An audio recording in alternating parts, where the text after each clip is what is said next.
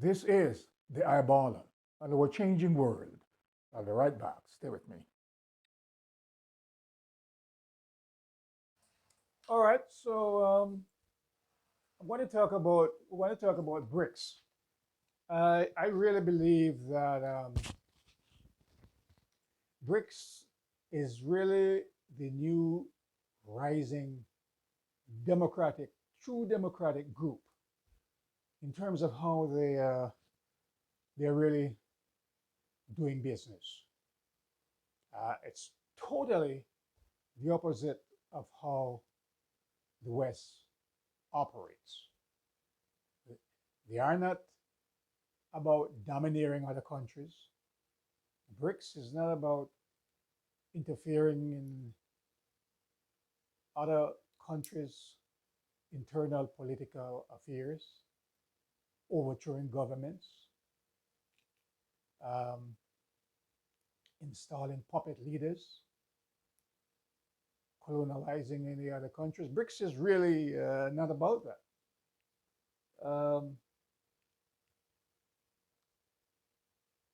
In fact, BRICS core principle is non-interference with other countries.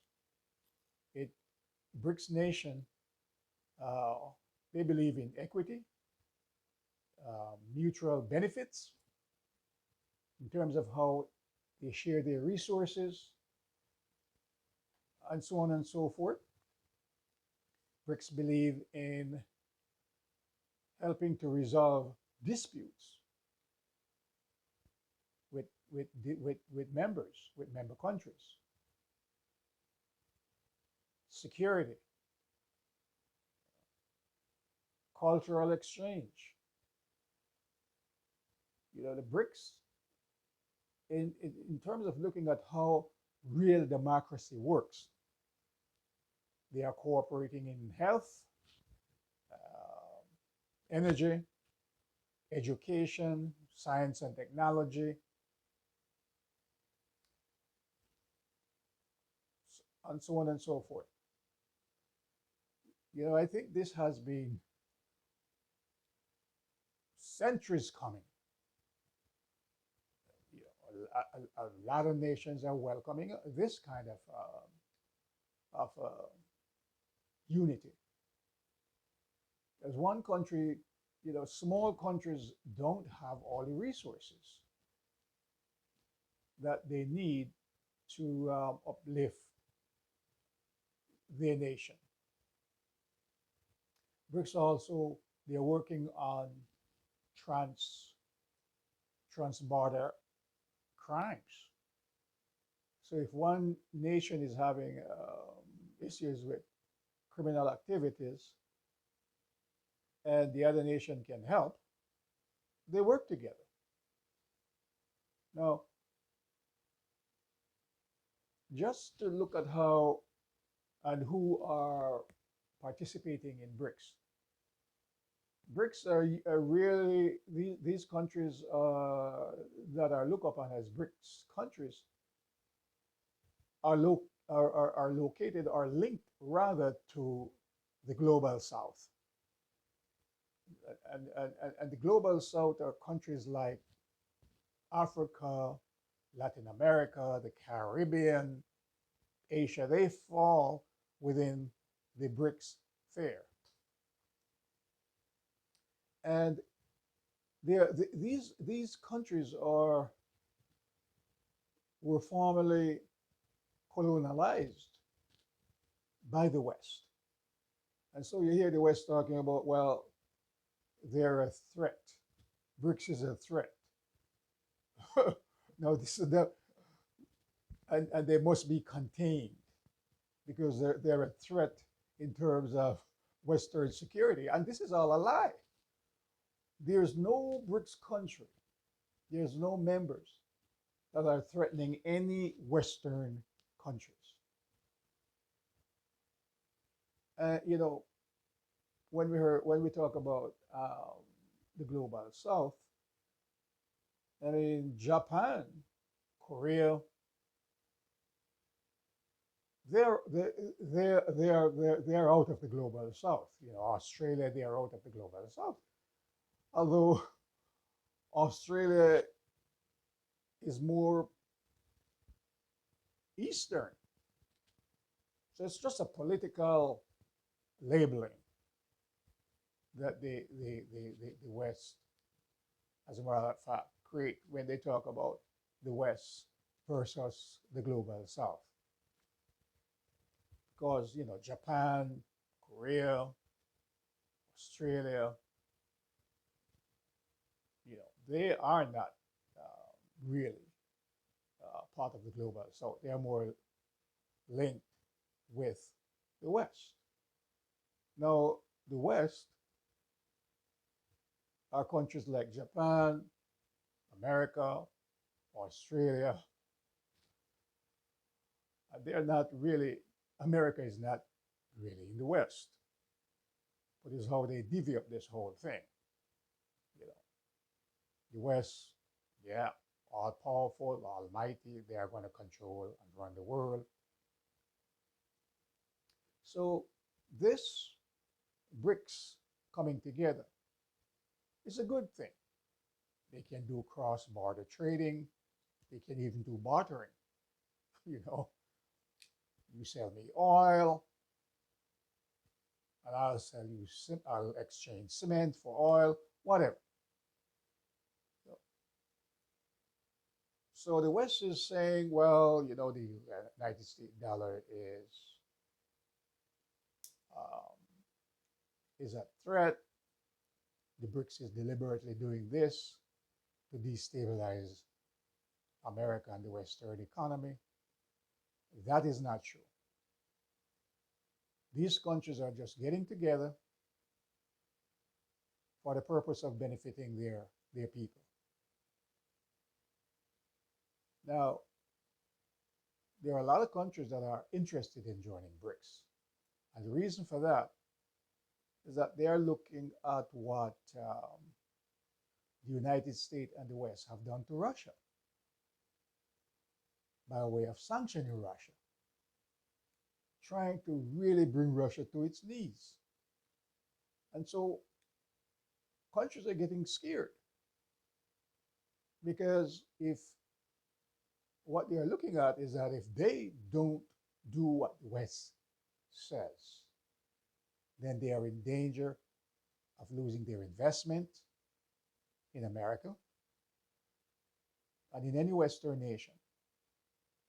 They'll just grab it. It's the new form of control in the 21st century. Take your resources, take your money that is invested in the United States. And so a lot of countries are saying, well, you know, they ain't holding on to the US dollars anymore. They are not investing. They are not investing in stocks, bonds, because they could lose it all by just looking at Russia. You know, they stole billions from Russia just because the Russia realized that their country was in danger. I mean, the Western policy was to, you know, destroy Russia by way of using Ukraine. So small countries around the world are understanding this, and they are fearful, and they are letting go of the US dollar. The United States is talking about containing BRICS. Now, how democratic is that? You know, people are trying to survive, trying to live, you know, trying to develop their infrastructure for their people. And all America is doing is, you know, putting fear into its population by telling people that their America is under attack or the West is being threatened. And there are so many people in America who actually believe that. They actually believe that Putin is about to attack America, which is a lie. There's no country in the world that wants to attack the United States of America. And another interesting thing that I've noticed here is that Turkey, which is a part of the NATO alliance, is requesting, wants to apply to be part of BRICS. Now, I mean, I don't know how the BRICS nations are looking at that, but from my point of view, I think that would be dangerous. You put BRICS, because that war machine that is called NATO, which is really not necessary in this day and age. Let's say, for example, let's say Turkey was to be accepted in BRICS, and say a nation, one of the countries in BRICS is having some problem with Turkey, that develop into a war, for example. Then, as the head of NATO, the leader, which is America, is going to say, well, we have a right to attack and destroy that country if it should attack or have a war with Turkey. So, I think it would really be a conflict of interest if BRICS decided that it's going to have Turkey as a member of BRICS. Because remember now, Turkey was joined NATO, and its main purpose was to help to contain the USSR, Russia. Turkey has the second largest military base in the NATO fleet. And that base in Turkey had been used many times by NATO countries to help to involve in war and suppression of other nations. So, using the Western model, if any country is thinking of using the Western model of democracy to grow, you're making a big mistake, because it's very clear to everyone now that if you try to develop your country, just as the BRICS countries are doing, you become a threat. So if you remain poor, if you remain dependent on the West, if you listen to them and take their advice, and take their aid, because they'll tell you, if you need anything, come to the West. We'll help you with aid, but it's a whole system of controlling people. So I certainly believe that any country that really want to move out of poverty and be more dependent, it's a wise idea to join BRICS. Now, what do you think in regards to, say, Turkey joining BRICS? Do you think that would be a good idea? What's on your mind? This is the Eyeballer on our changing world.